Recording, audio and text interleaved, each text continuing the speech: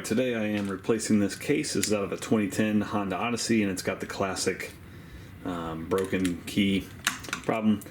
I'm replacing it with this case from Dubs Hardware. I think Dubs Hardware has some of the best cases in town.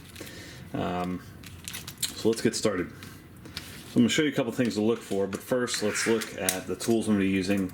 Got a small Phillips head, a small flat tip, pair of pliers. You only need this if you have to get the transponder out, and then a little X-Acto knife as well. So I'm going to go ahead and remove this electrical tape that's on here. Alright, so usually just go ahead and, if there's a screw here, you can remove that. You could pry it open here. But most of these are already so broken you can just use your fingers. So if you're lucky, this transponder is encased in this piece. Unfortunately, this does have the transponder, so I'm going to show you how to take care of that. This is also a great time to go ahead and replace your battery. So you do that by taking your screwdriver and prying right here, and then you have access to your battery. This one doesn't need a new battery, I just put one in, so you can see we're all set there. Alright, so as far as getting this transponder chip out, first thing I like to do, there's a little case, a little cover right here. Let me get in here a little bit. First I like to remove this cover, and you do that, you can take either your X-Acto knife or a small screwdriver and pull that. You can see that little cover right there. I've pulled that out. Okay, so that right there is the transponder chip. I'm going to go ahead and get that out. If your key, this one obviously is broken, but if your key is not broken, really you want to use an X-Acto knife and kind of extract it through here. But this one, fortunately, was easy to take out. So I'm going to go ahead and remove this screw as well.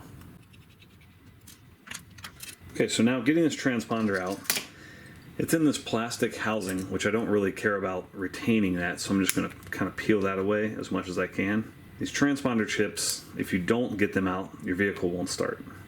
So you want to make sure you do that. So I'm just peeling away the sides here. See if I can work my X-Acto knife in there.